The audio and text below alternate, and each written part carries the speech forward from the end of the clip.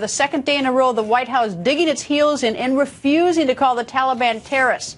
Yesterday, Deputy Press Secretary Eric Schultz got the administration into the mess. And today, just when it looked like his boss might dig him out, well, you have to hear this one to believe it. Here's White House Press Secretary Josh Earnest.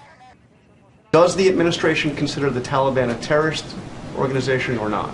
The Taliban has resorted to terror tactics. But those terror tactics have principally been focused on Afghanistan. Now, the reason that we're concerned about that is there obviously are a significant number of American personnel, including American military personnel in Afghanistan, that are in harm's way. The Taliban is a very dangerous organization. Is it because we don't negotiate with terrorists, and yet we negotiated for the release of Sergeant Bergdahl? We've been clear about the fact that the conversations with the Taliban were executed through the Qatari government. There was a quid pro quo.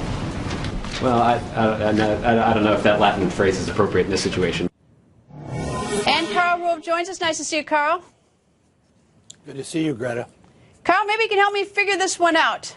Josh Earnest says the Taliban are not terrorists. Today, 3 Americans gunned down by someone dressed in an Afghan police uniform in Kabul in the airport. In the last 48 hours.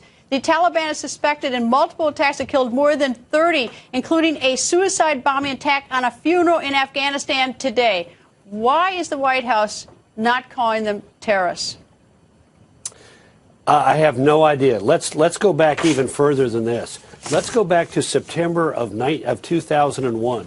The attacks on 9/11 were launched by Al-Qaeda, which was located inside of Afghanistan. It had been welcomed to Afghanistan by the Taliban, which was then in power. After 9/11, President Bush demanded that the Taliban give up Osama bin Laden and the Al-Qaeda. And you may remember that for a period of about 5 or 6 weeks, they continued to refuse to turn him over and made a series of incredible statements that there was no evidence. They had been presented no evidence that he was responsible for the attacks of 9/11. They finally ended up saying, well, we'll try him in Afghanistan, but only if the United States presents evidence that he's actually responsible for it. They refused to give him up. Now, maybe Mr. Earnest and Mr. Schultz don't remember that. But they ought to remember what we're operating in Afghanistan, what authority we're operating under. And it is an authorization for the use of force passed by the United States Congress in the fall of 2001. Let me read you from 2 parts of it. There are a series of whereas clauses, one of which reads, whereas the President has authority under the Constitution to take action to deter and prevent acts of terrorism, international terrorism against the United States. And then they go into the sections, Section 1 and Section 2. Section 2, authorization for use of United States armed forces. In general, that the President is authorized to use all necessary and appropriate force against those nations, organizations, or persons he determines planned, authorized, committed, or aided the terrorist attacks that occurred on September 11th, 2001, or who harbored such organizations or persons in order to prevent any future acts of international terrorism against the United States by such nations, organizations, or persons. That is the authority under which we're operating in Afghanistan. And maybe Mr. Earnest and Mr. Schultz should not consult their talking points, but instead look at the legal authority which says we are there to confront international terrorism represented at that point in the regime of the Taliban, which is attempting to return to power again today in the country of Afghanistan. I don't know. It's actually, to me, very alarming. It's almost like, they're off the page. They, if they're fighting something that nobody else is, or they're not fighting what everybody else thinks they should be fighting. But let me turn to the breaking news. Catherine Herridge just reported that one of the 5 Gitmo traded for Sergeant Bergdahl has now been intercepted of having conversations, some sort of communication with the Taliban, suggesting that he is back in the game. Look, this was to be anticipated.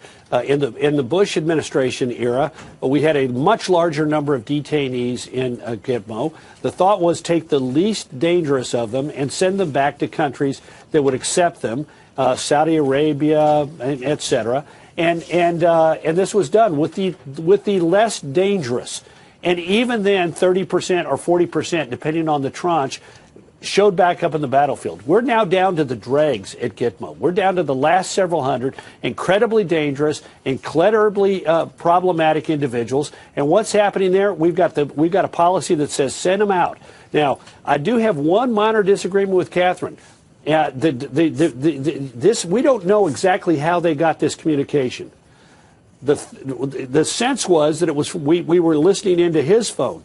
That might be true. But it might also be true. In fact, I think it's more likely to be true that we had the bad phone number that was being called, and we knew the person in Pakistan or the tribal regions and listened in on his conversation. I'm not certain we necessarily know what the cell phones are of all of those bad guys. Those 5 bad guys are now hanging out in Qatar. It may have been that we caught this guy having that communication because he made the mistake of calling a cell phone number that we know about. So, first of all, it might be more than one, and I think you and Catherine were absolutely right. The chances of this guy returning to the battle in May when his so-called detention in Qatar is up is now likely to be very high.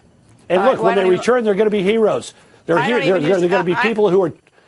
I'm actually troubled by even using the word. They're going to be heroes to the Taliban. Carl, I'm even troubled by using the word detention because maybe it's my old days of being a criminal defense lawyer. I know what detention is, but running around a country with a few people looking at you is not detention to me. But anyway, maybe that's just my background. It doesn't seem like detention to me. Anyway, Carl, thank you.